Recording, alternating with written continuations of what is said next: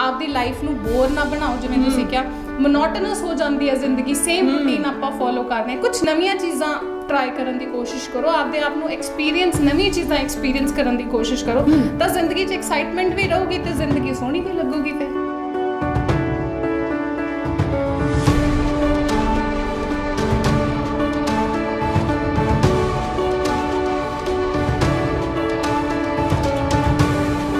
एक हारमोन हुंदा है, ठीक है, ऑक्सीटोसिन जी। ਉਹ ਹਾਰਮੋਨ ਦਾ ਕੰਮ ਕੀ ਹੁੰਦਾ ਹੈ, ਉਹ ਆਪਾਂ ਨੂੰ ਅਟੈਚਮੈਂਟਸ ਦੇ ਵਿੱਚ ਹੈਲਪ ਕਰਦਾ ਹੈ, ਜਿਹੜੀ ਆਪਾਂ ਨੂੰ ਫੀਲਿੰਗ ਆਉਂਦੀ ਹੈ ਲਵ ਦੀ, ਉਹ ਉਸ ਹਾਰਮੋਨ ਕਰਕੇ ਆਉਂਦੀ ਹੈ।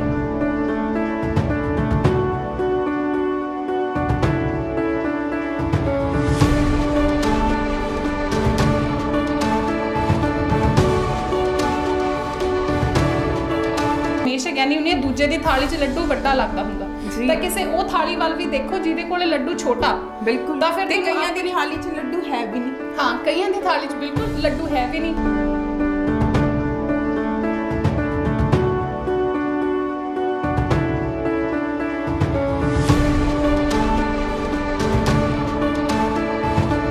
ਕਿ ਤੁਸੀਂ ਐਟਲੀਸਟ ਉਹ 7 ਚੀਜ਼ਾਂ ਲਿਖੋ, ਇੱਕ ਉਹ ਲਿਸਟ ਬਣਾਓ ਉਹ 7 ਚੀਜ਼ਾਂ ਦੀ ਜਿਨ੍ਹਾਂ ਦੇ ਪ੍ਰਤੀ ਤੁਹਾਨੂੰ ਲੱਗਦਾ ਵੀ ਤੁਸੀਂ ਗ੍ਰੈਟੀਟਿਊਡ ਫੀਲ ਕਰਦੇ ਹੋ, ਜੋ ਤੁਹਾਡੇ ਕੋਲ ਹੈਗੀਆਂ ਨੇ।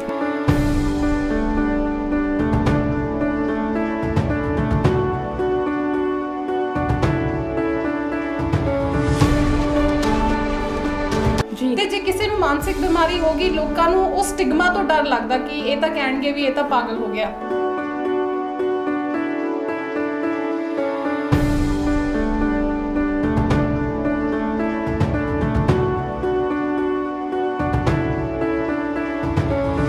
मैं बहुत बार देखिएगा लोग कहते हैं कि रब दा दिता सब कुछ है, बट फिर भी जिंदगी च कुछ कमी लगती है।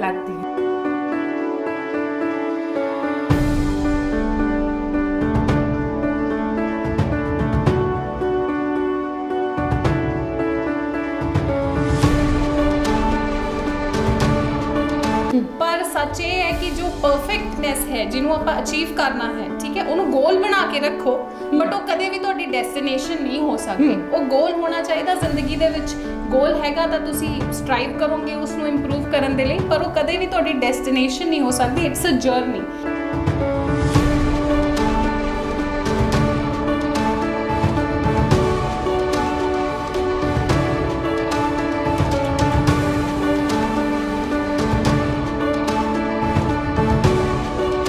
ਏਕਮ ਟੀਵੀ देख रहे सारे दर्शकों का स्वागत है।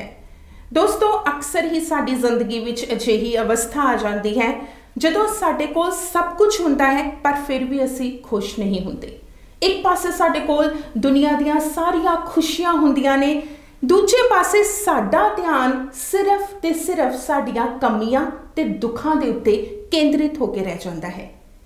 ये जो मानसिक अवस्था है कि कोई साइकोलॉजिकल डिजीज़ है, कोई डिसऑर्डर है, कोई बीमारी है, तो इस अवस्था तो असी बाहर किवें निकल सकते हैं, इन्हां सारियां बाबत असी गल करांगे मैडम राजप्रीत कौर दे नाल, जिहड़े कि मनोविज्ञान के असिस्टेंट प्रोफैसर ने। मैडम, तुहाडा बहुत बहुत स्वागत है। Thank you so much ma'am. Ekam TV देख रहे सारे दर्शकों को मेरी प्यार भरी सत श्री अकाल। मैम, सब तो पहला ये दसो कि ये जो स्थिति हुंदी है कि जदों साडे कोल सारा कुछ है ते साडी जिंदगी विच कोई एक कमी है ते साडा सारा ध्यान उसे कमी वाल रहिंदा है, आखिर इसके पिछे कारण की हुंदा है? क्यों असी इस स्थिति विच जांदे हां कि ये कोई डिसऑर्डर है, साइकोलॉजिकल कोई डिजीज़ है, या फिर एक अवस्था है जो हर एक इंसान की जिंदगी विच आ जाती है? देखो, ये जिहड़ी अवस्था है जिहदी आपां गल कर रहे हैं कि जिस दे विच आपां हमेशा जो कमियां ने आपां उहदे ते फोकस करते हैं, तो जिंदगी दे विच जो भी वधिया चीज़ां ने अपनियां आपां उन्हां ते ध्यान नहीं दिंदे, आपां उहनूं इग्नोर करते हैं।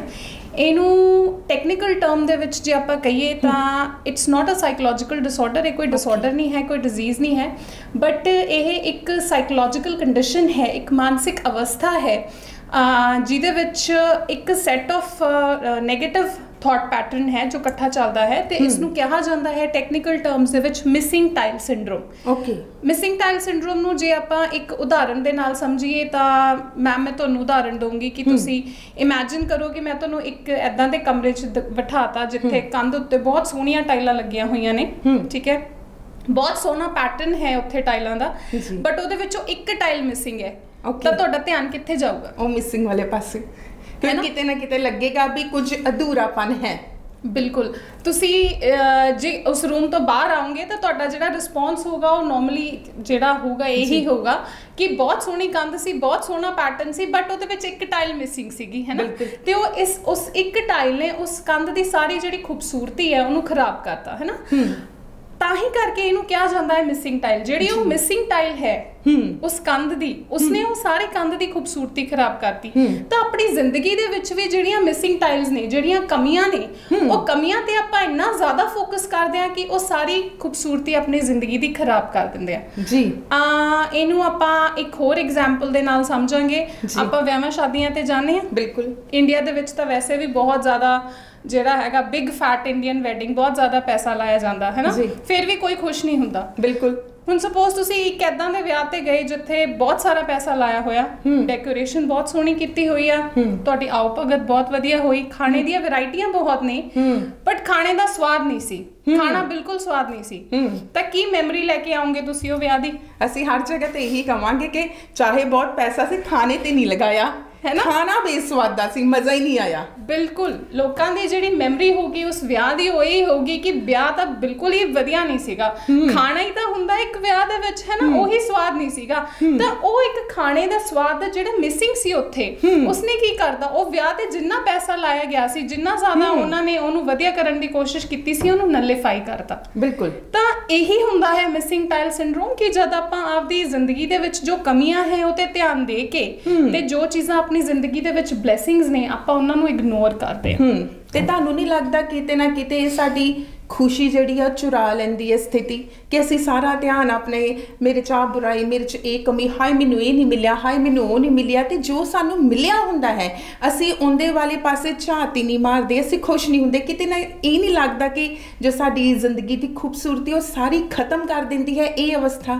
ਬਿਲਕੁਲ ਮੈਮ, ਜਿੱਦਾਂ ਮੈਂ ਤੁਹਾਨੂੰ ਪਹਿਲਾਂ ਹੀ ਕਿਹਾ ਸੀਗਾ ਕਿ ਉਹ ਇੱਕ ਟਾਈਲ ਨੇ, ਉਹ ਸਾਰੇ ਕੰਧ ਦੀ ਖੂਬਸੂਰਤੀ ਖਰਾਬ ਕਰਤੀ। ਉਹ ਖਾਣੇ ਦਾ ਸਵਾਦ ਜੋ ਵਿਆਹ ਦੇ ਵਿੱਚ ਨਹੀਂ ਸੀਗਾ, ਉਹਨੇ ਉਹ ਜਿੰਨਾ ਪੈਸਾ ਲਾਇਆ ਸੀ ਉਹ ਸਾਰਾ ਖਰਾਬ ਕਰਤਾ। ਤੇ ਅੱਜ ਕੱਲ ਲੋਕੀ ਇਸ ਅਵਸਥਾ ਤੋਂ ਨਾਲ ਜੂਝ ਰਹੇ ਨੇ, ਉਹਨਾਂ ਨੂੰ ਪਤਾ ਨਹੀਂ ਹੁੰਦਾ, but they are suffering firm this missing tile syndrome, and ਉਸੇ ਕਰਕੇ ਉਹਨਾਂ ਦੀ ਜਿਹੜੀ ਜ਼ਿੰਦਗੀ ਦੀ ਖੂਬਸੂਰਤੀ ਹੈ ਉਹਨੂੰ ਭੁੱਲ ਰਹੇ ਨੇ।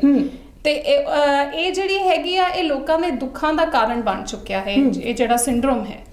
ਇਹ ਮੈਮ ਹਰ ਇੱਕ ਇਨਸਾਨ ਦੇ ਵਿੱਚ ਹੁੰਦਾ ਹੈ, ਹਰ ਇੱਕ ਇਨਸਾਨ ਅਜਿਹਾ ਹੋ ਜਾਂਦਾ ਹੈ, ਜਾਂ ਹਰ ਇੱਕ ਇਨਸਾਨ ਦੀ ਜ਼ਿੰਦਗੀ ਅਜਿਹੀ ਹੋ ਜਾਂਦੀ ਹੈ ਕਿ ਅਸੀਂ ਤਾਂ ਆਪਣੇ ਦੁੱਖਾਂ ਵਾਲੇ ਪਾਸੇ ਹੀ ਝਾਤ ਮਾਰਨੀ ਹੈ, ਜਾਂ ਕੋਈ ਆਪਾਂ ਕਹਿ ਸਕਦੇ ਹਾਂ ਕਿ ਨਹੀਂ, ਕੁਝ ਇੱਕ ਲੋਕ ਅਜਿਹੇ ਹੁੰਦੇ ਨੇ ਜੋ ਜ਼ਿਆਦਾ ਕਮੀਆਂ ਦੇਖਦੇ ਨੇ ਤੇ ਦੂਜੇ ਦੇ ਵਿੱਚ ਜੋ ਚੰਗਿਆਈ ਹੁੰਦੀ ਹੈ ਉਹਨੂੰ ਅਸੀਂ ਇਗਨੋਰ ਕਰ ਦਿੰਦੇ ਹਾਂ, ਜਾਂ ਸਾਰੇ ਲੋਕਾਂ ਦੇ ਵਿੱਚ ਹੀ ਇਹ ਇੱਕ ਨੈਚੁਰਲ ਜਿਹਨੂੰ ਕਹਿੰਦੇ ਆ ਸੁਭਾਅ ਬਣ ਜਾਂਦਾ ਕਿ ਆਪਾਂ ਤਾਂ ਕਮੀ ਲੱਭਣੀ ਹੈ, ਆਪਾਂ ਉਹਦੀ ਜੋ ਅੱਛਾਈ ਹੈ, ਚੰਗਿਆਈ ਹੈ, ਉਹਦੇ ਵਾਲੇ ਪਾਸੇ ਧਿਆਨ ਨਹੀਂ ਦੇਣਾ। ਕੀ ਕਹੋਗੇ ਤੁਸੀਂ? ਮੈਮ ਦੇਖੋ, ਇਹ ਜਿਹੜੀ ਕੰਡੀਸ਼ਨ ਹੈਗੀ ਆ, ਠੀਕ ਹੈ, ਆਪਣੀ ਲਾਈਫ ਦੇ ਵਿੱਚ ਜਿੰਨੀਆਂ ਵੀ ਕੰਡੀਸ਼ਨਸ ਆਉਂਦੀਆਂ ਨੇ, ਸਰਕਮਸਟੈਂਸਸ ਆਉਂਦੇ ਨੇ, ਉਹਦੇ ਕਰਕੇ ਬਹੁਤ ਪ੍ਰਭਾਵਿਤ ਹੁੰਦੀ ਆ। ਆਪਾਂ ਹੁਣ ਅੱਜ ਇਸ ਟੌਪਿਕ ਤੇ ਗੱਲ ਕਰ ਰਹੇ ਆ, ਮੈਂ ਵੀ ਹਾਂ, ਤੁਸੀਂ ਵੀ ਹੋ, ਤਾਂ ਮੈਂ ਤੁਹਾਨੂੰ ਪੁੱਛਣਾ ਚਾਹੂੰਗੀ ਕਿ ਕਦੇ ਤੁਹਾਡੀ ਜ਼ਿੰਦਗੀ 'ਚ ਇਦਾਂ ਦਾ ਫੇਜ਼ ਆਇਆ ਜਦ ਤੁਹਾਨੂੰ ਤੁਹਾਡਾ ਸਾਰਾ ਧਿਆਨ ਉਹ ਕਮੀਆਂ ਤੇ ਹੀ ਸੀਗਾ ਕਿ ਮੇਰੀ ਜ਼ਿੰਦਗੀ 'ਚ ਆਹ ਕਮੀ ਆ, ਉਹ ਕਮੀ ਨਹੀਂ, ਤੇ ਉਹ ਕਮੀ ਦੇ ਬੇਸਿਸ ਤੇ ਤੁਸੀਂ ਸਾਰੀ ਲਾਈਫ ਨੂੰ ਇਵੈਲੂਏਟ ਕੀਤਾ ਨੈਗੇਟਿਵਲੀ?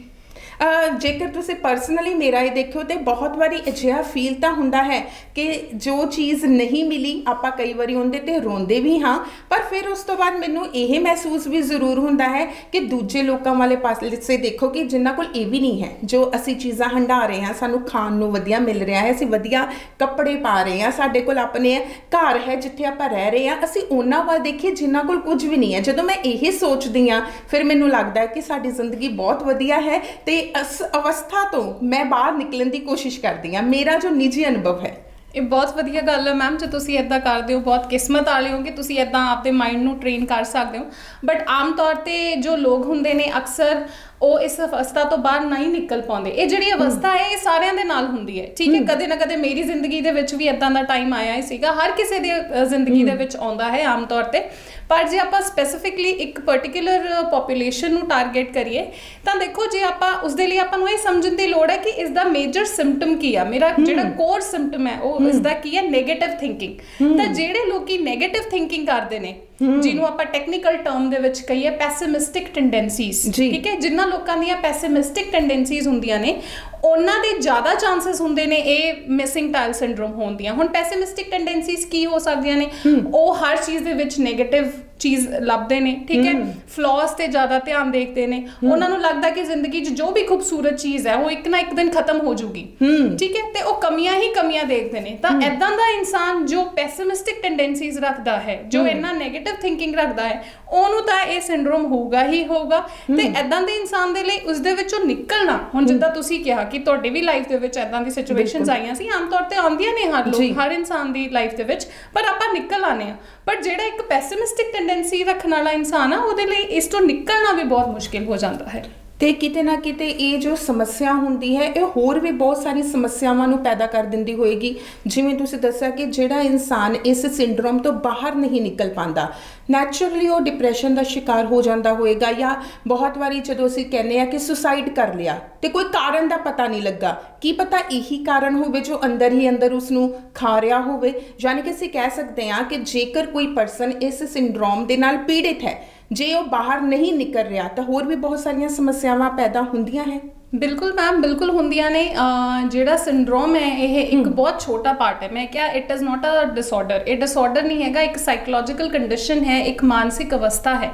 ਤੇ ਜੇ ਇਹ ਮਾਨਸਿਕ ਅਵਸਥਾ ਨੂੰ ਠੀਕ ਨਹੀਂ ਕੀਤਾ ਜਾਵੇ, ਟੈਂਪਰੇਰੀ ਹੈ, ਪਰ ਜੇ ਇਸ ਮਾਨਸਿਕ ਅਵਸਥਾ ਨੂੰ ਠੀਕ ਨਹੀਂ ਕੀਤਾ ਜਾਂਦਾ ਤਾਂ ਆਪਾਂ ਹੋਰ ਮਾਨਸਿਕ ਬਿਮਾਰੀਆਂ ਦੇ ਲਈ, ਮੈਂ ਕਹਿ ਰਹੀ ਹਾਂ ਬਿਮਾਰੀਆਂ ਦੇ ਲਈ, ਇਹ ਇੱਕ ਮਾਨਸਿਕ ਅਵਸਥਾ ਜੇ ਇਹਨੂੰ ਆਪਾਂ ਨਹੀਂ ਠੀਕ ਕੀਤਾ ਤਾਂ ਆਪਾਂ ਹੋਰ ਮਾਨਸਿਕ ਬਿਮਾਰੀਆਂ ਲਈ ਦਰਵਾਜ਼ੇ ਖੋਲ ਰਹੇ ਹਾਂ ਜੀ, ਠੀਕ ਹੈ। ਹੁਣ ਮੈਂ ਪਹਿਲਾਂ ਵੀ ਤੁਹਾਨੂੰ ਕਿਹਾ ਸੀਗਾ ਕਿ ਇਹਦਾ ਜਿਹੜਾ ਕੋਰ ਸਿੰਪਟਮ ਹੈ ਉਹ ਨੈਗੇਟਿਵ ਥਿੰਕਿੰਗ ਆ, ਤੇ ਬਹੁਤ ਸਾਰੀ ਮਾਨਸਿਕ ਬਿਮਾਰੀਆਂ ਦਾ ਵੀ ਕੋਰ ਸਿੰਪਟਮ ਨੈਗੇਟਿਵ ਥਿੰਕਿੰਗ ਹੁੰਦੀ ਹੈ ਨਾ। ਹੁਣ ਜਦੋਂ ਇਨਸਾਨ ਜੋ ਮਿਸਿੰਗ ਟਾਈਲ ਸਿੰਡਰੋਮ ਜਿਸਨੂੰ ਹੈਗਾ, ਉਹਨੂੰ ਲੱਗਦਾ ਵੀ ਜ਼ਿੰਦਗੀ 'ਚ ਕੁਝ ਵੀ ਠੀਕ ਨਹੀਂ ਹੈਗਾ, ਹੈ ਨਾ, ਮੇਰੀ ਜ਼ਿੰਦਗੀ 'ਚ ਆ ਕਮੀ ਆ, ਉਹ ਕਮੀ ਆ, ਫਿਰ ਉਹਨੂੰ ਸੈਂਸ ਆਫ ਹੋਪਲੈਸਨੈਸ, ਉਹਨੂੰ ਇਹ ਲੱਗਦਾ ਕਿ ਕੁਝ ਮੇਰੀ ਜ਼ਿੰਦਗੀ 'ਚ ਠੀਕ ਨਹੀਂ ਹੋ ਸਕਦਾ, ਸੈਂਸ ਆਫ ਵਰਥਲੈਸਨੈਸ, ਗਿਲਟ, ਇਹ ਜਿਹੜੇ ਸਾਰੇ ਮੇਜਰ ਸਿੰਪਟਮਸ ਨੇ ਇਹ ਡਿਪਰੈਸ਼ਨ ਦੇ ਸਿੰਪਟਮਸ ਨੇ। ਸਿਰਫ ਡਿਪਰੈਸ਼ਨ ਹੀ ਨਹੀਂ, ਮੈਂ ਕਹੂੰਗੀ ਐਂਜ਼ਾਈਟੀ ਡਿਸਆਰਡਰ, ਠੀਕ ਹੈ, ਈਵਨ ਪਰਸਨੈਲਿਟੀ ਡਿਸਆਰਡਰ। ਤਾਂ ਬਹੁਤ ਸਾਰੇ ਸਾਈਕੋਲੋਜੀਕਲ ਡਿਸਆਰਡਰਸ ਜਿਹੜੇ ਹੈਗੇ ਨੇ, ਜੇ ਮਿਸਿੰਗ ਟਾਈਲ ਸਿੰਡਰੋਮ ਨੂੰ ਨਹੀਂ ਠੀਕ ਕੀਤਾ ਗਿਆ ਤਾਂ ਉਹ ਇਨਸਾਨ ਉਸ ਦਾ ਸ਼ਿਕਾਰ ਹੋ ਸਕਦਾ ਹੈ। ਯਾਨੀ ਕਿ ਇਹ ਇੱਕ ਮਾਨਸਿਕ ਅਵਸਥਾ बीमारी का रूप धारण कर सकती है। बिल्कुल मैम। तो फिर तो बहुत ज़रूरी हो जाता है कि इस मानसिक अवस्था बारे लोग जागरूक होण। तुसीं काफ़ी लंबे समय तो इस खेत्र दे नाल जुड़े हुए हो, कि तुहाडे कोल इदां दे केस आंदे ने कि मैडम मेरे को सब कुछ है पर मैं दुखी हाँ, या मैडम इदां है कि मैं खुश होने की कोशिश करदी हाँ या करदा पर मेरे को खुश होया नहीं जा रहा, मैं थोड़ी देर लिए खुश होना फिर मैं उदास हो जाना। कई बार इस कहने ना लोग उदासी का कारण लभदे आ कि जो सब कुछ ठीक चल रहा हो आपां उदास किवें होईए। कि लोग जागरूक हैं कि ये मानसिक अवस्था दे नाल असीं जूझ रहे हैं ते ये मानसिक अवस्था साडे लई हानिकारक है, असीं इसदा इलाज करवाना है। कि लोग जागरूक हैं? तुहाडे कोल आंदे इस तरह के केस? मैम देखो केसेस तो आंदे ने, बट जे आपां मोटे तौर ते देखिए तो मानसिक बीमारियां नूं लैके लोकां दे विच जागरूकता जो है वो घट है जी। ते जे किसी नूं लगदा भी है कि हाँ मैनूं मानसिक बीमारी है, वो जाण तो ही डरदा डॉक्टर कोले, क्योंकि मानसिक बीमारियां दे नाल देखो आपां जे सेहत दी भी गल करिए, वधिया सेहत दी, तां हमेशा आपां नूं की सुजैस्ट कीता जांदा गा तुसीं वधिया खाना खाओ, ਤੁਸੀਂ ਐਕਸਰਸਾਈਜ਼ ਕਰੋ। ਤਾਂ ਮਤਲਬ ਜਿਹੜਾ ਫੋਕਸ ਹੈ ਉਹ ਫਿਜ਼ੀਕਲ ਹੈਲਥ ਤੇ ਜ਼ਿਆਦਾ ਦਿੱਤਾ ਜਾਂਦਾ ਗਾ। ਤੇ ਜੇ ਕਿਸੇ ਨੂੰ ਮਾਨਸਿਕ ਬਿਮਾਰੀ ਹੋ ਗਈ, ਲੋਕਾਂ ਨੂੰ ਉਹ ਸਟਿਗਮਾ ਤੋਂ ਡਰ ਲੱਗਦਾ ਕਿ ਇਹ ਤਾਂ ਕਹਿਣਗੇ ਵੀ ਇਹ ਤਾਂ ਪਾਗਲ ਹੋ ਗਿਆ, ਠੀਕ ਹੈ। ਤਾਂ ਕਰਕੇ ਲੋਕ ਆਂਦੇ ਨੇ, ਪਹਿਲੀ ਗੱਲ ਤਾਂ ਬਹੁਤ ਘੱਟ ਆਂਦੇ ਨੇ। ਜੇ ਲੋਕੀ ਹੁਣ ਵੈਸੇ ਹੀ ਜਿਹੜਾ ਹੈਗਾ ਮੈਂਟਲ ਡਿਸਆਰਡਰਸ ਦੀ ਇੰਨੀ ਜ਼ਿਆਦਾ ਅਵੇਅਰਨੈਸ ਹੋ ਗਈ ਆ ਕਿ ਲੋਕ ਆਉਣ ਲੱਗ ਗਏ ਨੇ, ਆਂਦੇ ਨੇ ਲੋਕ, ਬਟ ਉਹਨਾਂ ਨੂੰ ਇਹ ਇਨਸਾਈਟ ਨਹੀਂ ਹੁੰਦੀ, ਉਹਨਾਂ ਨੂੰ ਇਹ ਪਤਾ ਨਹੀਂ ਹੁੰਦਾ ਕਿ ਸਾਨੂੰ ਮਿਸਿੰਗ ਟਾਈਲ ਸਿੰਡਰਮ ਹੈ। ਉਹਨਾਂ ਨੂੰ ਇਹ ਜ਼ਰੂਰ ਪਤਾ ਹੁੰਦਾ ਕਿ ਉਹਨਾਂ ਨੂੰ ਕੋਈ ਪ੍ਰੋਬਲਮ ਹੈ, ਉਹਨਾਂ ਦੇ ਕੋਲ ਸਭ ਕੁਝ ਹੈ। ਮੈਂ ਬਹੁਤ ਵਾਰ ਦੇਖਿਆਗਾ ਲੋਕੀ ਕਹਿੰਦੇ ਨੇ ਕਿ ਰੱਬ ਦਾ ਦਿੱਤਾ ਸਭ ਕੁਝ ਹੈ, ਬਟ ਫਿਰ ਵੀ ਜ਼ਿੰਦਗੀ 'ਚ ਕੁਝ ਕਮੀ ਲੱਗਦੀ ਹੈ। ਉਹ ਕਮੀ ਮੇਰੀ ਪੂਰੀ ਹੋ ਜਾਏ ਤਾਂ ਮੈਂ ਖੁਸ਼ ਹੋ ਜਾਊਂ, ਤੇ ਆਮ ਸ਼ੋਰ ਜੇ ਉਹ ਲੋਕਾਂ ਦੀ ਉਹ ਕਮੀ ਪੂਰੀ ਹੋ ਜੂਗੀ, ਉਹ ਹੋਰ ਨਾ ਹੋਰ ਕੋਈ ਨਵੀਂ ਕਮੀ ਲੱਭ ਲੈਣਗੇ, ਠੀਕ ਹੈ। ਤਾਂ ਇਹ ਜਿਹੜੀ ਅਵਸਥਾ ਹੈ ਇਹਦੇ ਵਿੱਚ ਇਹ ਜਾਗਰੂਕਤਾ, ਜੇ ਮੈਂ ਕਹਾਂ ਅਵੇਅਰਨੈਸ ਮੈਂ ਕਹਾਂ ਲੋਕਾਂ ਦੇ ਵਿੱਚ ਬਹੁਤ ਘੱਟ ਹੈ, ਬਟ ਹਾਂ ਲੋਕਾਂ ਨੂੰ ਹੈ ਕਿ ਕੁਝ ਹੈ, ਕਿਸੇ ਚੀਜ਼ ਦੀ ਕਮੀ ਉਹਨਾਂ ਦੀ ਜ਼ਿੰਦਗੀ ਦੇ ਵਿੱਚ, ਤੇ ਜਿਹਦੇ ਕਰਕੇ ਮੈਂ ਪਹਿਲਾਂ ਵੀ ਕਿਹਾ ਹੋਰ ਸਾਰੀਆਂ ਇਸ਼ੂਜ਼ ਹੋ ਜਾਂਦੇ ਨੇ, ਐਂਜ਼ਾਈਟੀ ਹੋ ਜਾਂਦਾ, ਡਿਪਰੈਸ਼ਨ ਦਾ ਸ਼ਿਕਾਰ ਹੋ ਜਾਂਦੇ ਨੇ, ਤਾਂ ਪਰ ਉਹਨਾਂ ਨੂੰ ਪਤਾ ਨਹੀਂ ਹੁੰਦਾ ਕਿ ਇਹਦਾ ਕਾਰਨ ਇਹ ਹੈ। अच्छा मैम ये दसो कि इदां तां नहीं कि इस अवस्था विच ज़्यादातर लोग वो हो जाते हैं ਜੋ ਬਚਪਨ ਦੇ ਵਿੱਚ ਕਿਸੇ ਨਾ ਕਿਸੇ ਮਾਹੌਲ ਅਜਿਹੇ ਵਿੱਚ ਪੈਦਾ ਹੋਏ ਹੋਣ ਜਿਹੜਾ ਕਿ ਵਧੀਆ ਨਾ ਹੋਵੇ, ਸੁਖਾਵਾਂ ਨਾ ਹੋਵੇ, ਜਾਂ ਬਚਪਨ ਵਿੱਚ ਉਹਨਾਂ ਦੇ ਨਾਲ ਜਾਂ ਉਹਨਾਂ ਦੇ ਪਰਿਵਾਰ ਵਾਲਿਆਂ ਦੇ ਨਾਲ ਕੋਈ ਘਟਨਾ ਵਾਪਰੀ ਹੋਵੇ ਜਿਸ ਕਾਰਨ ਉਹਨਾਂ ਦੇ ਮਨ ਦੇ ਵਿੱਚ ਇੱਕ ਨਫ਼ਰਤ ਜਾਂ ਅਸੰਤੁਸ਼ਟੀ ਦੀ ਭਾਵਨਾ ਹਮੇਸ਼ਾ ਰਹਿੰਦੀ ਹੋਵੇ, ਕਿਤੇ ਨਾ ਕਿਤੇ ਇਸ ਅਵਸਥਾ ਦੇ ਲਈ ਸਾਡੀਆਂ ਬਚਪਨ ਦੀਆਂ ਜੋ ਘਟਨਾਵਾਂ ਹੁੰਦੀਆਂ ਨੇ ਉਹ ਜ਼ਿੰਮੇਵਾਰ ਹੁੰਦੀਆਂ ਨੇ। ਦੇਖੋ ਮੈਮ, ਜਿਹੜੀਆਂ ਬਚਪਨ ਦੀ ਘਟਨਾਵਾਂ ਨੇ, ਜੇ ਆਪਾਂ ਸਪੈਸੀਫਿਕਲੀ ਸਾਈਕੋਲੋਜੀ ਦੇ ਵਿੱਚ ਗੱਲ ਕਰੀਏ ਤਾਂ ਸਾਈਕੋਲੋਜੀ ਦੇ ਵਿੱਚ ਜਿਹੜੇ अर्ਲੀ ਚਾਈਲਡਹੁੱਡ ਐਕਸਪੀਰੀਐਂਸਿਸ ਨੇ ਉਹਨਾਂ ਨੂੰ ਬਹੁਤ ਜ਼ਿਆਦਾ ਮਹੱਤਵਤਾ ਦਿੱਤੀ ਜਾਂਦੀ ਹੈ। ਠੀਕ ਹੈ, ਜੋ ਬਚਪਨਾ ਹੈ ਆਪਣਾ, ਠੀਕ ਹੈ, ਉਸ ਨੂੰ ਬਹੁਤ ਜ਼ਿਆਦਾ ਮਹੱਤਵਤਾ ਦਿੱਤੀ ਜਾਂਦੀ ਹੈ। ਜਿਵੇਂ ਮੈਂ ਇੱਕ ਐਗਜ਼ਾਮਪਲ ਦੂੰਗੀ, ਐਮੀਨੈਂਟ ਸਾਈਕੋਲੋਜਿਸਟ ਸੀਗੇ ਸਿਗਮੰਡ ਫਰੋਇਡ।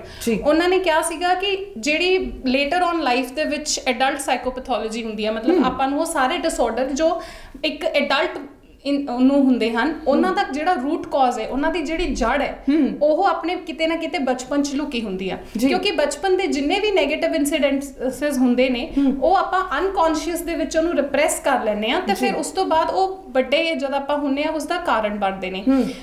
ਤੁਸੀਂ ਦੇਖਿਆ ਹੋਣਾ ਆਮ ਤੌਰ ਤੇ ਲੋਕਾਂ ਦੇ ਵਿੱਚ ਨਾ ਇੱਕ ਤਰੀਕੇ ਦਾ ਮਿਥ ਹੈ, ਇਹ ਗਲਤ ਧਾਰਨਾ ਗੀ। ਉਹ ਕਹਿੰਦੇ ਨੇ ਕਿ ਬੱਚਾ ਗਾ ਇਹ ਜਦ ਵੱਡਾ ਹੋਊਗਾ ਇਹਨੂੰ ਕਿਹੜਾ ਕੁਝ ਯਾਦ ਰਹੂਗਾ, ਪਰ ਇਹ ਇੱਕ ਬਹੁਤ ਵੱਡਾ ਮਿਥ ਹੈ। ਕਿਉਂਕਿ ਜਿਹੜਾ ਇੱਕ ਬੱਚਾ ਜਦੋਂ ਉਹਦੀ ਡਿਵੈਲਪਮੈਂਟ ਹੋ ਰਹੀ ਹੈ, ਉਹਦਾ ਵਿਕਾਸ ਹੋ ਰਿਹਾ ਗਾ, ਉਸ ਦੇ ਨਾਲ ਉਹਦਾ ਬ੍ਰੇਨ ਦਾ ਵਿਕਾਸ ਵੀ ਹੋ ਰਿਹਾ। ਜੇ ਬਾਇਓਲੋਜੀਕਲੀ ਆਪਾਂ ਇਹਨੂੰ ਸਮਝਣ ਦੀ ਕੋਸ਼ਿਸ਼ ਕਰੀਏ ਤਾਂ ਉਸ ਸਮੇਂ ਉਹਦਾ ਬ੍ਰੇਨ ਜੋ ਹੈ ਉਹ ਬਹੁਤ ਨਾਜ਼ੁਕ ਹੁੰਦਾ ਹੈ, ਬਹੁਤ ਵਲਨਰੇਬਲ ਹੁੰਦਾ ਹੈ, ਤੇ ਕਿਸੇ ਵੀ ਤਰੀਕੇ ਦਾ ਨੈਗੇਟਿਵ ਐਕਸਪੀਰੀਅੰਸ, ਚਾਹੇ ਕਿਸੇ ਫੈਮਿਲੀ ਮੈਂਬਰ ਦੀ ਡੈਥ ਹੈ ਜਾਂ ਫੈਮਿਲੀ ਇਨਵਾਇਰਨਮੈਂਟ ਠੀਕ ਨਹੀਂ ਹੈ ਜਾਂ trauma could B physical trauma also, ਜਾਂ ਸੈਕਸ਼ੂਅਲ ਅਬਿਊਜ਼ ਜੋ ਅੱਜ ਕੱਲ੍ਹ ਬਹੁਤ ਕਾਮਨ ਹੈ ਬੱਚਿਆਂ ਦੇ ਨਾਲ। ਠੀਕ ਹੈ, ਇੱਦਾਂ ਦਾ ਕੋਈ ਟਰਾਮਾ ਕਿਸੇ ਬੱਚੇ ਦੇ ਨਾਲ ਹੁੰਦਾ ਹੈ ਤਾਂ ਇੱਕ ਉਦਾਹਰਣ ਦਊਂਗੀ, ਇੱਕ ਹਾਰਮੋਨ ਹੁੰਦਾ ਹੈ, ਠੀਕ ਹੈ, ਆਕਸੀਟੋਸਿਨ।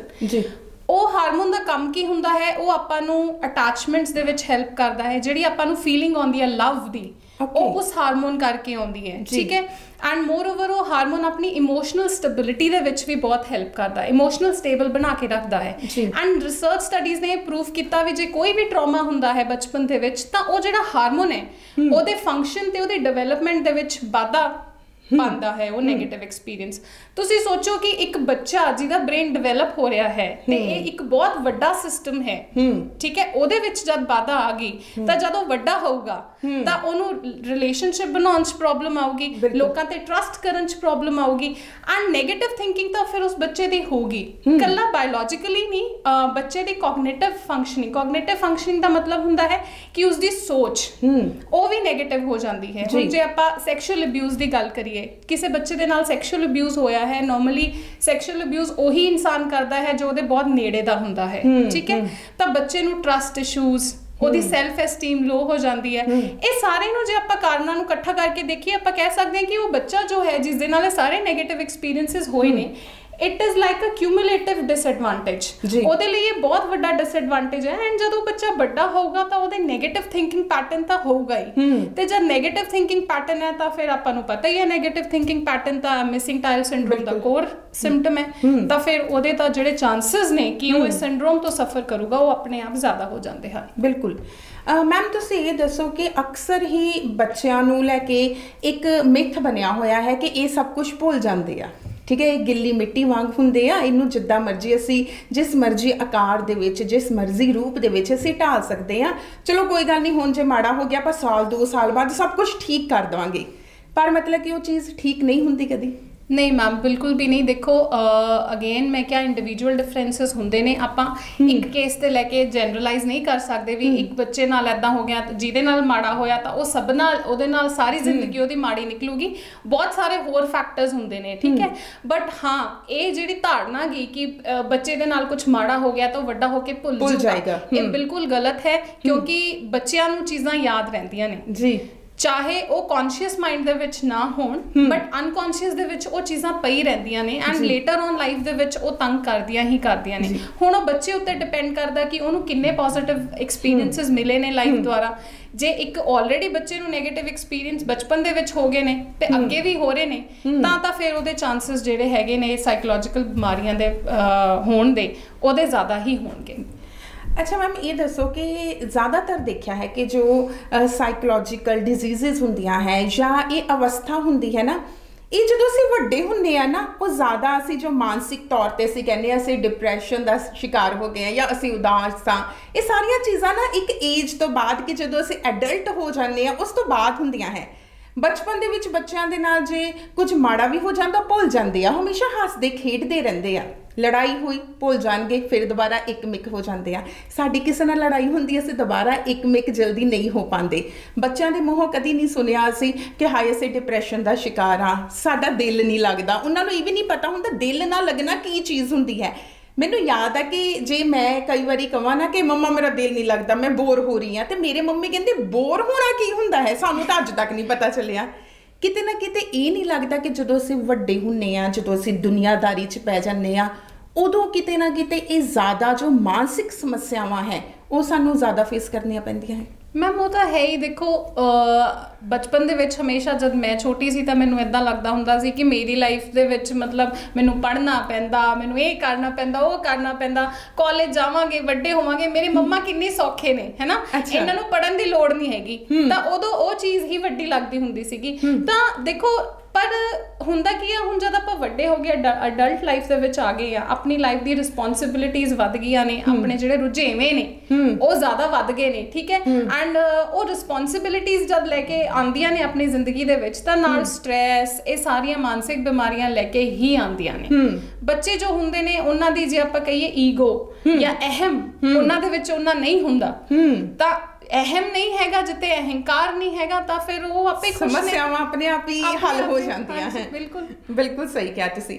ਅੱਛਾ ਮੈਮ, ਤੁਸੀਂ ਹਨ ਇਹ ਦੱਸੋ ਕਿ ਇਸ ਅਵਸਥਾ ਤੋਂ ਬਾਹਰ ਅਸੀਂ ਕਿਵੇਂ ਨਿਕਲ ਸਕਦੇ ਹਾਂ? ਬਾਕੀ ਕਿਉਂਕਿ ਅਹਿਸਾਸ ਤਾਂ ਹਰ ਇੱਕ ਇਨਸਾਨ ਨੂੰ ਹੋ ਜਾਂਦਾ ਹੈ ਕਿ ਕਿਤੇ ਨਾ ਕਿਤੇ ਮੇਰੇ ਨਾਲ ਗਲਤ ਹੈ ਜਾਂ ਮੈਂ ਖੁਸ਼ ਨਹੀਂ ਹਾਂ, ਮੈਨੂੰ ਆਪਣੀ ਕਮੀਆਂ ਵਾਲੇ ਪਾਸੇ ਮੇਰਾ ਜ਼ਿਆਦਾ ਧਿਆਨ ਆ। ਆਪਾਂ ਖੁਦ ਨੂੰ, ਆਪਣੇ ਆਪ ਨੂੰ ਇਸ ਅਵਸਥਾ ਤੋਂ ਬਾਹਰ ਕਿਵੇਂ ਕੱਢ ਸਕਦੇ ਹਾਂ?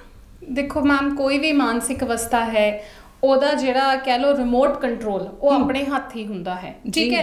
ਤਾਂ ਜੇ ਇਹ ਤਾਂ ਵੈਸੇ ਹੀ ਕੋਈ, ਇਹ ਤਾਂ ਅਵਸਥਾ ਹੀ ਹੈ, ਇਹ ਡਿਸਆਰਡਰ ਨਹੀਂ ਹੈਗਾ, ਤਾਂ ਮੈਂ ਕਹੂੰਗੀ ਇੱਥੇ ਜ਼ਿਆਦਾ ਕੰਟਰੋਲ ਆਪਣੇ ਹੱਥ ਦੇ ਵਿੱਚ ਹੈ। ਜਿਵੇਂ ਤੁਸੀਂ ਕਹਿੰਦੇ ਹੋ ਤੁਸੀਂ ਆਪਦੇ ਆਪ ਨੂੰ ਕੱਢ ਲੈਂਦੇ ਹੋ ਬਾਹਰ, ਤਾਂ ਆਮ ਸ਼ੋਰ ਬਾਕੀ ਲੋਕੀ ਵੀ ਇਹ ਚੀਜ਼ ਨੂੰ ਕਰ ਸਕਦੇ ਨੇ। ਦੇਖੋ ਜੇ ਆਪਾਂ ਸਿੱਧਾ ਜਿਹਾ ਹਿਸਾਬ ਕਹੀਏ ਤਾਂ ਜਿਹੜੀ ਟਾਈਲ ਆ ਗਈ, ਉਹ ਜਿਹੜੀ ਮੈਂ ਕੰਧ ਦੀ ਗੱਲ ਕੀਤੀ ਸੀਗੀ, ਇਹਦਾ ਸਿੰਪਲ ਸੋਲਿਊਸ਼ਨ ਕੀ ਹੈ ਕਿ ਉਹ ਟਾਈਲ ਲੱਭ ਕੇ ਲਿਆਓ ਤੇ ਟਾਈਲ ਲਾ ਦਿਓ, ਠੀਕ ਹੈ।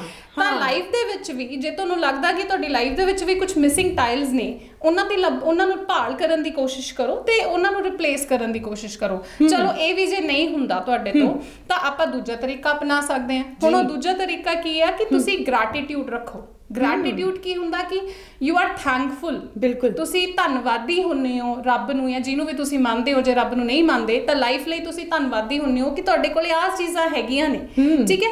ਹੁਣ ਇਹਦੇ ਲਈ ਤੁਹਾਨੂੰ ਆਪਦੇ ਜਿਹੜਾ ਮਾਈਂਡ ਹੈ ਉਹਨੂੰ ਟ੍ਰੇਨ ਕਰਨਾ ਪੈਣਾ ਜੀ। ਉਹ ਤੁਸੀਂ ਕਿੱਦਾਂ ਟ੍ਰੇਨ ਕਰ ਸਕਦੇ ਹੋ? ਮੈਂ ਇੱਕ ਐਕਟੀਵਿਟੀ ਦੱਸੂਗੀ ਜਿਹਦੇ ਨਾਲ ਤੁਸੀਂ ਉਹਨੂੰ ਟ੍ਰੇਨ ਕਰ ਸਕਦੇ ਹੋ। ਇੱਕ ਤਰੀਕਾ ਇਹ ਹੈ ਕਿ ਤੁਸੀਂ ਐਟਲੀਸਟ ਉਹ 7 ਚੀਜ਼ਾਂ ਲਿਖੋ, ਇੱਕ ਉਹ ਲਿਸਟ ਬਣਾਓ ਉਹ 7 ਚੀਜ਼ਾਂ ਦੀ ਜਿਨ੍ਹਾਂ ਦੇ ਪ੍ਰਤੀ ਤੁਹਾਨੂੰ ਲੱਗਦਾ ਵੀ ਤੁਸੀਂ ਗ੍ਰੈਟੀਟਿਊਡ ਫੀਲ ਕਰਦੇ ਹੋ, ਜੋ ਤੁਹਾਡੇ ਕੋਲ ਹੈਗੀਆਂ ਨੇ ਜੀ, ਜਿਨ੍ਹਾਂ ਲਈ ਤੁਸੀਂ ਥੈਂਕਫੁਲ ਹੋ। ਹੁਣ ਉਹ ਜਿਹੜੀ 7 ਚੀਜ਼ਾਂ ਦੀ, ਹੁਣ ਜੇ 7 ਤੋਂ ਜ਼ਿਆਦਾ ਤਾਂ ਬਹੁਤ ਵਧੀਆ, ਪਰ ਘੱਟੋ ਘੱਟ 7 ਚੀਜ਼ਾਂ ਦਾ ਹੋਣੀਆਂ ਹੀ ਚਾਹੀਦੀਆਂ ਨੇ, ਠੀਕ ਹੈ। ਹੁਣ ਜਿਵੇਂ ਡਾਕਟਰ ਕਹਿ ਦਿੰਦਾ ਕਿ ਇਹ ਗੋਲੀ ਜ਼ੁਕਾਮ ਦੀ ਤੁਸੀਂ ਸਵੇਰੇ ਤੇ ਸ਼ਾਮ ਖਾਣੀ ਆ, ਤਾਂ ਜਿਹੜੀ ਗ੍ਰੈਟੀਟਿਊਡ ਦੀ ਗੋਲੀ ਹੈ ਉਹਨੂੰ ਵੀ ਤੁਸੀਂ 2 ਟਾਈਮ ਦਿਨ 'ਚ ਖਾਣੀ ਹੀ ਖਾਣੀ ਹੈ। ਮਾਰਨਿੰਗ 'ਚ ਉੱਠਣ ਸਾਰ ਉਹ 7 ਚੀਜ਼ਾਂ ਨੂੰ ਯਾਦ ਕਰੋ, ਕੀ ਬਾਤ ਹੈ, ਤੇ ਰੱਬ ਨੂੰ ਧੰਨਵਾਦ ਕਰੋ। ਰੱਬ ਨੂੰ ਨਹੀਂ ਮੰਨਦੇ ਤਾਂ ਜ਼ਿੰਦਗੀ ਨੂੰ, ਆਪਦੇ ਆਪ ਨੂੰ ਧੰਨਵਾਦ ਕਰੋ ਕਿ ਮੇਰੀ ਲਾਈਫ 'ਚ ਇਹ ਚੀਜ਼ਾਂ ਹੈਗੀਆਂ ਨੇ। ਤੇ ਸੌਣ ਤੋਂ ਪਹਿਲਾਂ ਤੁਸੀਂ ਉਹੀ ਚੀਜ਼ਾਂ ਦੇ ਲਈ ਉਹ 7 ਚੀਜ਼ਾਂ ਨੂੰ ਯਾਦ ਕਰਕੇ ਗ੍ਰੈਟੀਟਿਊਡ ਫੀਲ ਕਰੋ। ਹੁਣ ਏਦਾਂ ਹੀ ਤੁਸੀਂ ਹੌਲੀ ਹੌਲੀ ਕੁਝ ਦਿਨ ਕਰਦੇ ਜਾਓਗੇ ਤਾਂ ਜਦ ਤੁਹਾਨੂੰ ਨੈਗੇਟਿਵ ਚੀਜ਼ਾਂ ਯਾਦ ਆਉਣਗੀਆਂ ਤਾਂ ਤੁਹਾਨੂੰ ਨਾਲ ਦੀ ਨਾਲ ਉਹ 7 ਚੀਜ਼ਾਂ ਵੀ ਯਾਦ ਆਉਣਗੀਆਂ, ਕਿਉਂਕਿ ਜੋ ਤੁਹਾਡੀ ਜ਼ਿੰਦਗੀ 'ਚ ਵਧੀਆ ਹੋਈਆਂ ਨੇ। ਬਿਲਕੁਲ। ਤੇ ਤੁਸੀਂ ਇਸ ਤਰੀਕੇ ਨਾਲ ਆਪਦੇ ਮਾਈਂਡ ਨੂੰ ਟ੍ਰੇਨ ਕਰ ਸਕਦੇ ਹੋ, ਠੀਕ ਹੈ। ਦੂਜਾ ਤਰੀਕਾ ਕੀ ਹੈ ਮੈਮ? ਦੂਜਾ ਤਰੀਕਾ ਹੈ ਕਿ ਜਿਹੜੇ ਲੈਸ ਫੋਰਚੂਨੇਟ ਨੇ, ਜਿਨ੍ਹਾਂ ਕੋਲੇ ਜੋ ਤੁਹਾਡੇ ਕੋਲ ਹੈ, ਜਿਨ੍ਹਾਂ ਕੋਲ ਉਹ ਵੀ ਨਹੀਂ ਹੈਗਾ, ਜਿਵੇਂ ਗਰੀਬ ਨੇ ਜਾਂ ਕਿਸੇ ਕੋਈ ਹੈਂਡੀਕੈਪ ਆ, ਠੀਕ ਹੈ, ਜੋ ਫਿਜ਼ੀਕਲ ਡਿਸੇਬਿਲਿਟੀ ਦੇ ਨਾਲ ਇਨਸਾਨ ਸਫਰ ਕਰ ਰਿਹਾ, ਉਹਨਾਂ ਦੀ ਜ਼ਿਆਦਾ ਤੋਂ ਜ਼ਿਆਦਾ ਸਹਾਇਤਾ ਕਰੋ। ਜਦ ਤੁਸੀਂ ਉਹਨਾਂ ਦੀ ਸਹਾਇਤਾ ਕਰੋਗੇ ਤੁਹਾਨੂੰ ਮਹਿਸੂਸ, ਇੱਕ ਤਾਂ ਕਾਈਂਡਨੈਸ ਆਊਗੀ ਤੁਹਾਡੇ ਅੰਦਰ, ਠੀਕ ਹੈ, ਤੇ ਦੂਜਾ ਤੁਹਾਨੂੰ ਇਹ ਮਹਿਸੂਸ ਹੋਊਗਾ ਕਿ ਮੇਰੇ ਕੋਲ ਤਾਂ ਇਹ ਚੀਜ਼ਾਂ ਹੈਗੀਆਂ ਨੇ, ਇਹਦੇ ਕੋਲ ਤਾਂ ਇਹ ਵੀ ਨਹੀਂ ਹੈਗੀ। ਤਾਂ ਜਿਹੜੀ ਕੰਪੈਰੀਜ਼ਨ, ਜਿਹੜੀ ਹਿਊਮਨ ਟੈਂਡੈਂਸੀ ਹੈਗੀ ਆ ਸੋਸ਼ਲ ਕੰਪੈਰੀਜ਼ਨ ਦੀ, ਕਿ ਮੇਰੇ ਕੋਲੇ, ਮੈਂ ਹਮੇਸ਼ਾ ਕਹਿੰਦੀ ਹੁੰਦੀ ਆ, ਦੂਜੇ ਦੀ ਥਾਲੀ 'ਚ ਲੱਡੂ ਵੱਡਾ ਲੱਗਦਾ ਹੁੰਦਾ, ਤਾਂ ਕਿਸੇ ਉਹ ਥਾਲੀ ਵੱਲ ਵੀ ਦੇਖੋ ਜਿਹਦੇ ਕੋਲੇ ਲੱਡੂ ਛੋਟਾ। ਬਿਲਕੁਲ। ਤਾਂ ਫਿਰ ਕਈਆਂ ਦੀ ਥਾਲੀ 'ਚ ਲੱਡੂ ਹੈ ਵੀ ਨਹੀਂ। ਹਾਂ, ਕਈਆਂ ਦੀ ਥਾਲੀ 'ਚ ਬਿਲਕੁਲ ਲੱਡੂ ਹੈ ਵੀ ਨਹੀਂ, ਤਾਂ ਤੁਹਾਨੂੰ ਫਿਰ ਆਪਣੀ ਥਾਲੀ ਦਾ ਲੱਡੂ ਆਪਣੇ ਆਪ ਹੀ ਵੱਡਾ ਲੱਗੇਗਾ। ਤਾਂ ਇਹ ਕੁਝ ਤਰੀਕੇ ਨੇ। ਇਸ ਤੋਂ ਇਲਾਵਾ ਵੀ ਜੇ ਮੈਂ ਕਹਾਂ ਹੋਰ ਤਰੀਕੇ ਨੇ, ਤੁਸੀਂ ਸਾਈਕਿਕ એનર્ਜੀ ਜਿਹੜੀ ਹੈਗੀ ਆ ਉਹਨੂੰ ਚੈਨਲਾਈਜ਼ ਕਰੋ, ਆਪਦੀ ਲਾਈਫ ਨੂੰ ਬੋਰ ਨਾ ਬਣਾਓ। ਜਿਵੇਂ ਤੁਸੀਂ ਕਿਹਾ, ਮੋਨੋਟੋਨਸ ਹੋ ਜਾਂਦੀ ਹੈ ਜ਼ਿੰਦਗੀ, ਸੇਮ ਰੂਟੀਨ ਆਪਾਂ ਫੋਲੋ ਕਰਨੇ। ਕੁਝ ਨਵੀਆਂ ਚੀਜ਼ਾਂ ਟਰਾਈ ਕਰਨ ਦੀ ਕੋਸ਼ਿਸ਼ ਕਰੋ, ਆਪਦੇ ਆਪ ਨੂੰ ਐਕਸਪੀਰੀਅੰਸ, ਨਵੀਆਂ ਚੀਜ਼ਾਂ ਐਕਸਪੀਰੀਅੰਸ ਕਰਨ ਦੀ ਕੋਸ਼ਿਸ਼ ਕਰੋ, ਤਾਂ ਜ਼ਿੰਦਗੀ 'ਚ ਐਕਸਾਈਟਮੈਂਟ ਵੀ ਰਹੂਗੀ ਤੇ ਜ਼ਿੰਦਗੀ ਸੋਹਣੀ ਵੀ ਲੱਗੂਗੀ। ਫਿਰ ਬਿਲਕੁਲ, ਬਹੁਤ ਵਧੀਆ ਗੱਲ ਕਹੀ ਹੈ, ਮੈਨੂੰ ਬਹੁਤ ਦਿਲ ਨੂੰ ਛੂ ਗਈ ਹੈ ਕਿ ਵਾਕਈ ਹੀ ਅਸੀਂ ਉਹ ਲਿਸਟ ਤਾਂ ਪੂਰੀ ਬਣਾਈ ਹੁੰਦੀ ਹੈ ਜੋ ਸਾਡੇ ਕੋਲ ਨਹੀਂ ਹੈ। ਮੇਰੇ ਕੋਲ ਆ ਨਹੀਂ, ਮੇਰੇ ਕੋਲ ਉਹ ਨਹੀਂ, ਮੇਰੇ ਕੋਲ ਇੱਦਾਂ ਨਹੀਂ, ਮੇਰੇ ਕੋਲ ਉੱਦਾਂ ਨਹੀਂ, ਫਲਾਣੇ ਕੋਲ ਇਹ ਆ, ਮੇਰੇ ਕੋਲ ਇਹ ਨਹੀਂ ਆ। ਪਰ ਅਸੀਂ ਉਹ ਲਿਸਟ ਕਦੇ ਨਹੀਂ ਬਣਾਉਂਦੇ ਜੋ ਸਾਡੇ ਕੋਲ ਹੈ। ਤੇ ਜੇਕਰ ਅਸੀਂ ਉਹ ਲਿਸਟ ਬਣਾ ਕੇ ਰੋਜ਼ ਯਾਦ ਕਰੀਏ ਉਹਨਾਂ ਚੀਜ਼ਾਂ ਨੂੰ, ਤੇ ਮੇਰੇ ਖਿਆਲ ਨਾਲ ਅਸੀਂ ਬਹੁਤ ਹੀ ਖੁਸ਼ਨਸੀਬ ਆਪਣੇ ਆਪ ਨੂੰ ਸਮਝਾਂਗੇ। ਤੇ ਜੋ ਸਾਡੀ ਜ਼ਿੰਦਗੀ ਵਿੱਚ ਅਸੀਂ ਜੋ ਰੋਣਾ ਧੋਣਾ ਲਗਾਇਆ ਹੁੰਦਾ ਹੈ, ਸ਼ਾਇਦ ਉਸ ਅਵਸਥਾ ਤੋਂ ਅਸੀਂ ਬਾਹਰ ਆ ਜਾਵਾਂਗੇ।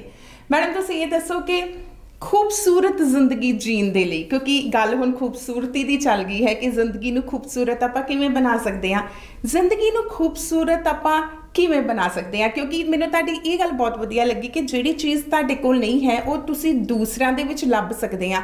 ਬਹੁਤ ਲੋਕ ਅਜਿਹੇ ਹਨ ਜਿਨ੍ਹਾਂ ਦਾ ਆਪਣਾ ਕੋਈ ਬੇਬੀ ਨਹੀਂ ਹੈ, ਉਹ ਕਈ ਵਾਰੀ ਅਨਾਥ ਆਸ਼ਰਮ ਜਾ ਕੇ ਆਪਣਾ ਟਾਈਮ ਸਪੈਂਡ ਕਰਦੇ ਆ, ਉਹਨਾਂ ਨੂੰ ਮਾਂ-ਬਾਪ ਦਾ ਪਿਆਰ ਮਿਲ ਜਾਂਦਾ ਹੈ, ਤੇ ਅਸੀਂ ਇਹ ਕਹਿ ਸਕਦੇ ਹਾਂ ਕਿ ਉਹਨਾਂ ਨੂੰ ਆਪਣੇ ਬੱਚਿਆਂ ਵਰਗੀ ਇਹ ਭਾਵਨਾ ਆ ਜਾਂਦੀ ਹੈ। ਦੋਨਾਂ ਦੀ ਲਾਈਫ 'ਚ ਜੋ ਮਿਸਿੰਗ ਹੈ ਉਹ ਚੀਜ਼ ਨੂੰ ਉਹ ਪੂਰਾ ਕਰ ਦਿੰਦੇ ਆ।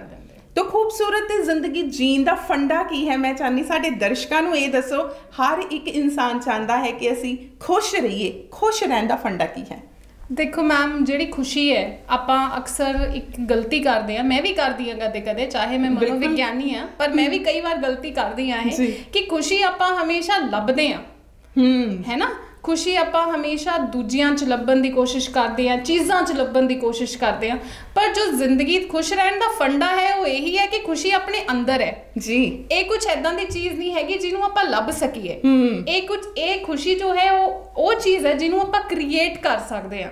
ਤਾਂ ਦੇਖੋ, ਜ਼ਿੰਦਗੀ ਦੇ ਵਿੱਚ ਖੁਸ਼ੀ ਕ੍ਰੀਏਟ ਕਰਨੀ ਜ਼ਰੂਰੀ ਹੈ। ਛੋਟੀ ਛੋਟੀ ਬਲੇਸਿੰਗਸ ਨੂੰ ਕਾਊਂਟ ਕਰਨਾ ਜ਼ਰੂਰੀ ਹੈ। ਜੋ ਕਮੀਆਂ ਨੇ, ਛੋਟੀਆਂ ਮੋਟੀਆਂ ਕਮੀਆਂ, ਉਹਨੂੰ ਆਪਾਂ ਇਗਨੋਰ ਕਰਕੇ ਵੀ ਜੀ ਸਕਦੇ ਆ। ਤਾਂ ਜੋ ਆਪਣੇ ਕੋਲ ਹੈ, ਆਪਾਂ ਉਹਦੇ ਤੇ ਧਿਆਨ ਦੇ ਕੇ ਉਹ ਚੀਜ਼ਾਂ ਤੋਂ ਖੁਸ਼ ਹੋ ਸਕਦੇ ਆ। ਤੇ ਇਸੇ ਤਰੀਕੇ ਦੇ ਨਾਲ ਦੇਖੋ, ਜ਼ਿੰਦਗੀ ਤਾਂ ਜ਼ਿੰਦਗੀ ਹੈ, ਠੀਕ ਹੈ। ਇਹ ਤਾਂ ਹੈ ਨਹੀਂ ਕਿ ਕੋਈ ਜੰਗ ਹੈ ਜਿਹੜੀ ਆਪਾਂ ਲੜਨੀ ਹੈ ਰੋਜ਼ ਜਾ ਕੇ, ਪਰ ਜ਼ਿੰਦਗੀ ਖੂਬਸੂਰਤ ਹੈ ਜਾਂ ਨਹੀਂ ਖੂਬਸੂਰਤ, ਇਹ ਤੁਹਾਡਾ ਦੇਖਣ ਦੇ ਨਜ਼ਰੀਏ ਤੇ ਡਿਪੈਂਡ ਕਰਦਾ ਹੈ। ਤਾਂ ਪਹਿਲਾਂ ਆਪਣਾ ਨਜ਼ਰੀਆ ਖੂਬਸੂਰਤ ਬਣਾਓ। ਨਜ਼ਰੀਆ ਖੂਬਸੂਰਤ ਬਣਾਓਗੇ ਤਾਂ ਜ਼ਿੰਦਗੀ ਵੀ ਖੂਬਸੂਰਤ ਲੱਗੂਗੀ।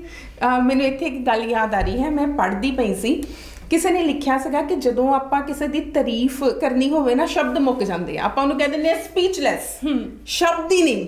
ਤੇ ਜਦੋਂ ਆਪਾਂ ਕਿਸੇ ਦੀ ਬੁਰਾਈ ਕਰਨੀ ਹੋਵੇ, ਆਪਾਂ ਕੋਲ ਸਾਰੀ ਜਹਾਂ ਭਰ ਦੀ ਜਿਹੜੀ ਸ਼ਬਦਾਵਲੀ ਹੈ ਉਹ ਇਕੱਠੀ ਹੋ ਜਾਂਦੀ ਹੈ। ਯਾਨੀ ਕਿ ਕਿਤੇ ਨਾ ਕਿਤੇ ਇਹ ਸਾਡਾ ਨੇਚਰ ਬਣ ਗਿਆ ਹੈ ਕਿ ਅਸੀਂ ਬੁਰਾਈ ਵਾਲੇ ਪਾਸੇ ਧਿਆਨ ਕੇਂਦਰਿਤ ਕਰ ਲੈਂਦੇ ਆ, ਤੇ ਜਿਹੜੀ ਆਪਾਂ ਦੇ ਵਿੱਚ ਚੰਗੀਆਂ ਗੱਲਾਂ ਹੁੰਦੀਆਂ ਜਾਂ ਕਿਸੇ ਦੂਸਰੇ ਵਿੱਚ ਵੀ ਚੰਗੀਆਂ ਗੱਲਾਂ ਹੁੰਦੀਆਂ ਨੇ, ਆਪਾਂ ਉਹਨੇ ਤੋਂ ਆਪਣੇ ਜਿਹੜਾ ਫੋਕਸ ਹੈ ਜਾਂ ਧਿਆਨ ਹਟਾ ਦਿੰਦੇ ਆ। ਤੇ ਖੁਸ਼ ਰਹਿਣ ਦਾ ਇਹੀ ਫੰਡਾ ਹੈ ਕਿ ਅਸੀਂ ਬੁਰਾਈ ਵਾਲੇ ਪਾਸੇ ਘੱਟ ਧਿਆਨ ਦੇਈਏ, ਤੇ ਜੋ ਵੀ ਚੰਗੀਆਂ ਗੱਲਾਂ ਹੈ ਉਹਨਾਂ ਵਾਲੇ ਪਾਸੇ ਜ਼ਿਆਦਾ ਧਿਆਨ ਦੇਈਏ, ਤੇ ਸ਼ੁਕਰਾਨੇ ਮੰਨੀਏ ਪਰਮਾਤਮਾ ਦੇ, ਆਪਣੇ ਮਾਤਾ ਪਿਤਾ ਦੇ, ਤੇ ਅੱਜ ਅਸੀਂ ਜੋ ਵੀ ਆ ਉਹਨਾਂ ਸਾਰਿਆਂ ਦੇ ਲਈ ਅਸੀਂ ਸ਼ੁਕਰੀਆ ਅਦਾ ਕਰੀਏ। ਮੈਮ, ਜਾਂਦੇ ਜਾਂਦੇ ਸਾਡੇ ਦਰਸ਼ਕਾਂ ਨੂੰ ਕੀ ਕਹੋਗੇ? ਮੈਂ ਤਾਂ ਦਰਸ਼ਕਾਂ ਨੂੰ ਇਹੀ ਕਹਿਣਾ ਚਾਹੂੰਗੀ ਕਿ ਆਪਾਂ ਕੋਸ਼ਿਸ਼ ਕਰਦੇ ਹਾਂ, ਆਪਾਂ ਹਮੇਸ਼ਾ ਐਸਪਾਇਰ ਕਰਦੇ ਹਾਂ ਇੱਕ ਪਰਫੈਕਟ ਲਾਈਫ ਦੇ ਲਈ, ਹੈ ਨਾ, ਕਿ ਮੇਰੀ ਜ਼ਿੰਦਗੀ ਪਰਫੈਕਟ ਬਣ ਜਾਵੇ। ਪਰ ਸੱਚ ਇਹ ਹੈ ਕਿ ਜੋ ਪਰਫੈਕਟਨੈਸ ਹੈ, ਜਿਹਨੂੰ ਆਪਾਂ ਅਚੀਵ ਕਰਨਾ ਹੈ, ਠੀਕ ਹੈ, ਉਹਨੂੰ ਗੋਲ ਬਣਾ ਕੇ ਰੱਖੋ, ਬਟ ਉਹ ਕਦੇ ਵੀ ਤੁਹਾਡੀ ਡੈਸਟੀਨੇਸ਼ਨ ਨਹੀਂ ਹੋ ਸਕਦੀ। ਉਹ ਗੋਲ ਹੋਣਾ ਚਾਹੀਦਾ ਜ਼ਿੰਦਗੀ ਦੇ ਵਿੱਚ। ਗੋਲ ਹੈਗਾ ਤਾਂ ਤੁਸੀਂ ਸਟਰਾਈਵ ਕਰੋਗੇ ਉਸ ਨੂੰ ਇੰਪਰੂਵ ਕਰਨ ਦੇ ਲਈ, ਪਰ ਉਹ ਕਦੇ ਵੀ ਤੁਹਾਡੀ ਡੈਸਟੀਨੇਸ਼ਨ ਨਹੀਂ ਹੋ ਸਕਦੀ। It's a journey. Similarly happiness ਦੀ ਵੀ ਗੱਲ ਕਰੀਏ, ਇੱਕ ਸਫਰ ਹੈ, ਇੱਕ ਮੰਜ਼ਿਲ ਨਹੀਂ ਹੈਗੀ, ਠੀਕ ਹੈ। ਤਾਂ ਜ਼ਰੂਰੀ ਹੈ ਕਿ ਤੁਸੀਂ ਉਹ ਪਰਫੈਕਟ ਕਮੀਆਂ ਲੱਭਣ ਦੀ ਬਜਾਏ ਜੋ ਤੁਹਾਡੇ ਕੋਲ ਹੈ ਉਹਦੇ ਤੇ ਜ਼ਿਆਦਾ ਫੋਕਸ ਕਰੋ, ਤੇ ਤੁਹਾਨੂੰ ਜ਼ਿੰਦਗੀ ਆਪਣੇ ਆਪ ਹੀ ਖੂਬਸੂਰਤ ਲੱਗੂਗੀ, ਤੇ ਜ਼ਿੰਦਗੀ ਫਿਰ ਪਰਫੈਕਟ ਵੀ ਲੱਗੂਗੀ। ਜੀ ਬਿਲਕੁਲ। बहुत वधिया गल कही है दोस्तों। वाकई ही जिंदगी एक बार मिली है, ये दोबारा नहीं मिलती। जो दोबारा मिलती है, कदों मिलती है, किवें मिलती है, ये किसी ने नहीं देखा। इसलिए इस जो एक बार मिली जिंदगी नूं पूरी तरह मानना चाहिए है, खुश रहना चाहिए है, तो इस आस के नाल कि जिंदगी जिहड़ी है सारियां दे लई खूबसूरती खुशियां दा खेड़ा लेके आवे। मैनूं दिओ इजाजत, धन्नवाद।